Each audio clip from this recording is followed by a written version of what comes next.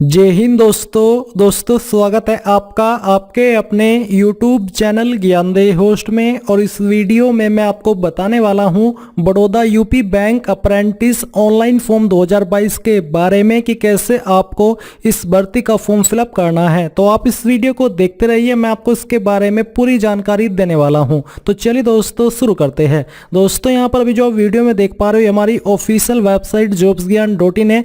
इसका लिंक आपको डायरेक्टली इसी वीडियो के डिस्क्रिप्शन में मिल जाएगा। जैसे ही आप ये लिंक ओपन करेंगे तो आप लोग इस वैकेंसी के बारे में जानकारी जान सकेंगे। आपको यहाँ पर अगर डायरेक्टली नोटिफिकेशन डाउनलोड करना है तो आपको ऑफिशियल नोटिफिकेशन के ऊपर क्लिक करना है। इसके ऊपर क्लिक करने के बाद आप यहाँ पर जानेंगे कि आप लोग इस फॉर्म को 5 मार्च 2022 से लेकर के 15 मार्च 2022 तक भर पाएंगे। इसके अलावा आपको बोला कि candidates can apply for engagement in UP state only. Candidates can appear for the examination only once under the engagement project, यानी कि इस प्रोजेक्ट के तहत ही आप इसमें इंगेज हो पाएंगे। तो बेसिकली यहाँ पर आपने ये जाना। इसके अलावा आप यहाँ पर आपकी जो वैकेंसी डिटेल है वो देख लीजिए। लोकल लैंग्वेज कौन कौन सी है वो यहाँ पर आपको दी गई है, हिंदी, उर्दू, संस्कृत। कौन सी कैटेगरी के लिए कितनी वैकेंसी है वो आप यहाँ पर चेक कर सकते हैं। इसके अलावा मैं आपको बता दूं कि कौन सी रीजन में या फिर कह लीजिए कि डिस्ट्रिक्ट में कितनी वैकेंसी है उसकी जानकारी आपको दी गई है। एज आपकी 18 से 28 साल के बीच रखी गई है, जिसमें कि आपकी एज 1 मार्च 2022 तक काउंट की जाएगी। अप्लाई करने के लिए आपसे क्वालिफिकेशन ग्रेजुएट की मांगी है, यानी कि अगर आपके पास ग्रेजुएशन है तो आप इसमें अप्लाई कर सकते हैं।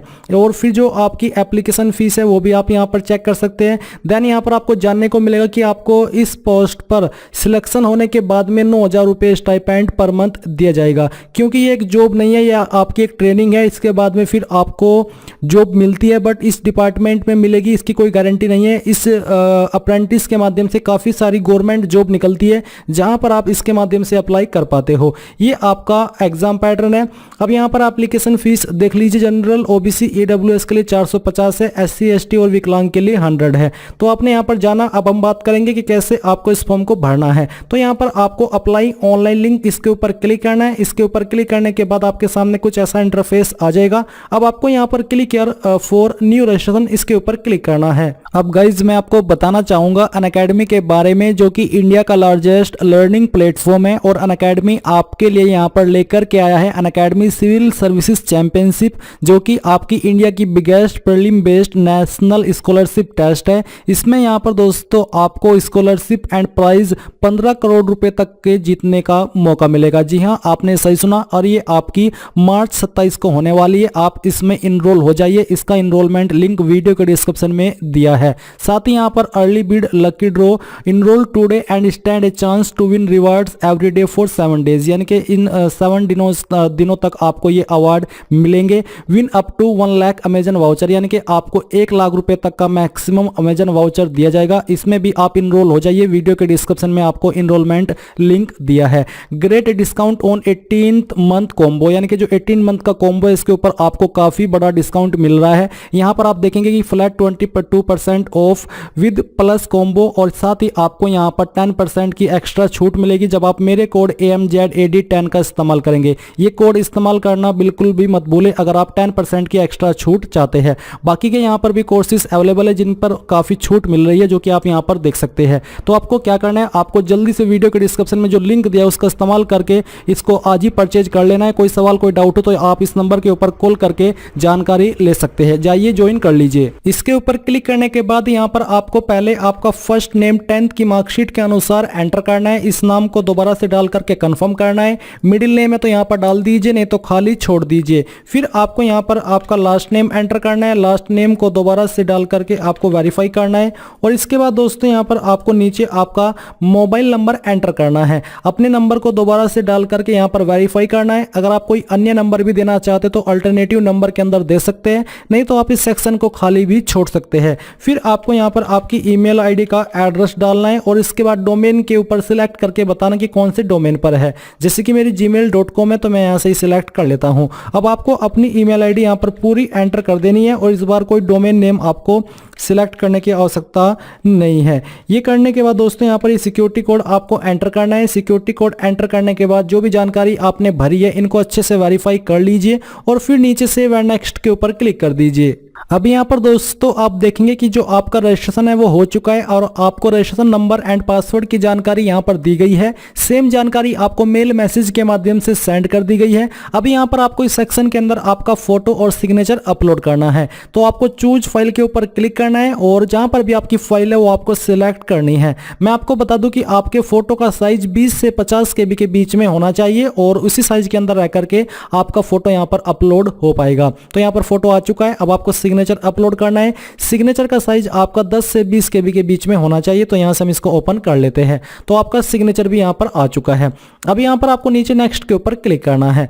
नेक्स्ट के ऊपर क्लिक करने के बाद अब आपको बेसिक जानकारी भरनी है। तो सबसे पहले आपकी जो लोकल लैंग्वेज है वो आपको यहाँ पर सिलेक्ट कर लेनी है। फिर आपसे पूछे कि are you proficient in reading, writing, speaking and understanding in any of the specified local language. इनमें से कोई भी आपको एक लैंग्वेज अच्छे से पढ़नी, बोलनी और लिखनी आती है। तो यहाँ पर मैं यस कर देता हूँ कि हाँ आती है। फिर आपसे पूछे कि जो आपकी लोकल लैंग्वेज है क्या वो आपने वन ऑफ सब्जेक्ट आपकी 10th या फिर 12th में पढ़ी है। तो यहाँ पर यस कर दीजिए कि हाँ मैंने 10वीं या फिर 12वीं में वन ऑफ सब्जेक्ट हिंदी पढ़ी है। जो भी बेसिकली आपने यहाँ पर लोकल लैंग्वेज सेलेक्ट की है उसके अकॉर्डिंग। फिर आता है आपका रीजन फॉर ट्रेनिंग। तो फर्स्ट रीजन आप किसको देना चाहते हैं वो आपको यहाँ पर सिलेक्ट कर लेना है। तो चलिए हम यहाँ पर इसको सिलेक्ट करते हैं, सेकंड यहाँ से इसको और फिर यहाँ से थर्ड इसको हम सिलेक्ट कर लेते हैं। फिर आता है दोस्तों आपकी कैटेगरी। तो जो भी आपकी कास्ट कैटेगरी है वो यहाँ पर आप सिलेक्ट कर लीजिए। देन आपसे पूछे कि क्या आप विकलांग, अगर आप है तो आपकी विकलांगता 40% या उससे ज़्यादा है। अगर हाँ तो यस कीजिए, नहीं तो आपको नो करना है। अगर आप यस करते हो तो आपको टाइप ऑफ डिसेबिलिटी, सब type of disability for ID, इन सभी क्वेश्चन के आंसर करने हैं। अगर आपने नो किया तो फिर आपको इनका आंसर करने की आवश्यकता नहीं है। आपको आंसर करना है कि आपका रिलीजन कौन सा है। तो आपको यहाँ पर सिलेक्ट के ऊपर क्लिक करके जो भी आपका रिलीजन है वो आपको सिलेक्ट कर लेना है। Do you belong to religious minority community, क्या आप रिलीजियस माइनॉरिटी कम्युनिटी से बिलोंग करते हैं। अगर हाँ तो यस कीजिए, नहीं तो नो करना है। और ये आप ही को पता होगा कि आपकी कम्युनिटी रिलीजियस माइनॉरिटी कम्युनिटी के अंदर आती है या फिर नहीं आती है। क्या आप एक सर्विसमैन है, अगर है तो यस कर दीजिए, नहीं तो आपको नो करना है। फिर आपसे पूछे कि क्या आपके पास आधार कार्ड है। अगर हाँ तो यस कीजिए। अगर आप यस करते हो तो आपको आधार कार्ड नंबर यहाँ पर एंटर कर देना है। इसके बाद दोस्तों सेंटर ऑफ एग्जामिनेशन। तो यहाँ पर आप एग्जाम सेंटर कहाँ पर रखना चाहते हैं वो आपको इन लोकेशन में से सिलेक्ट कर लेना है। फिर आती है पर्सनल डिटेल। तो आपको जो भी आपकी DOB है वो सिलेक्ट करनी है, पहले डे, इसके बाद में मंथ और फिर जो भी आपका ईयर है वो। जेंडर आपको बताना है क्या आप जुड़वा भाई बहन हो। अगर हाँ तो यस कीजिए, नहीं तो आपको नो करना है। अगर आप यस करते हो तो आपको बताना होगा कि आपके जुड़वा का जेंडर क्या है, मेल या फीमेल, और उसका नाम भी देना होगा। मैरिटल स्टेटस बताना कि आपका स्टेटस क्या है। फिर आपको यहाँ पर फादर नेम एंटर करना है और ये नेम आपका 10th की मार्कशीट के अनुसार होना चाहिए। देन यहाँ पर आपको आपकी माताजी का नाम एंटर करना है। ये एंटर करने के बाद यहाँ पर दोस्तों नीचे कोरस्पोंडेंस एड्रेस यानी कि प्रेजेंट एड्रेस। तो जो भी आपका प्रेजेंट एड्रेस है वो यहाँ पर आपको एंटर कर देना है आपकी ID के अकॉर्डिंग। डिस्ट्रिक्ट आपकी जो भी है वो डिस्ट्रिक्ट यहाँ पर आपको एंटर करनी होगी। ये डिस्ट्रिक्ट एंटर करने के बाद दोस्तों यहाँ पर आपको आपकी स्टेट सिलेक्ट कर लेनी है और यहाँ पर आपको आपका पिन कोड एंटर कर देना है। नीचे अगर आपका प्रेजेंट और परमानेंट एड्रेस सेम है तो आप टिक कर दीजिए और टिक करने के बाद नीचे यहाँ पर किस एड्रेस के ऊपर आप अपनी एप्लीकेशन फीस की GST इनवॉइसिंग सेंड करना चाहते हो वो सिलेक्ट करना है और नीचे आपको सेव एंड नेक्स्ट के ऊपर क्लिक कर देना है। अब यहाँ पर आपको क्वालिफिकेशन की जानकारी भरनी है। तो सबसे पहले आपको ग्रेजुएशन के ऊपर क्लिक करना है। इनमें से जो भी आपका स्ट्रीम है वो सिलेक्ट कर लीजिए। अगर इनमें नहीं है तो अदर्स के ऊपर क्लिक कर दीजिए। इसके बाद यहाँ पर आपको डेट ऑफ पासिंग बतानी है कि कब आपने पास किया, पहले डे, मंथ और उसके बाद में जो भी आपका ईयर है। फिर आपको परसेंटेज बतानी है कि आपकी टोटल परसेंटेज कितनी थी, क्लास या फिर ग्रेड आपकी क्या थी, वो यहाँ पर आपको सिलेक्ट करनी है।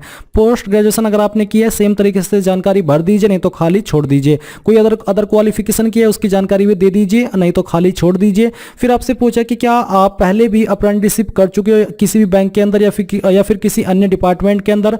अगर हाँ तो यस कीजिए, नहीं तो आपको नो करना है। फिर आपसे पूछा कि डू यू हैव ट्रेनिंग और job experience for a period of 1 year और more after the attainment of the educational qualification.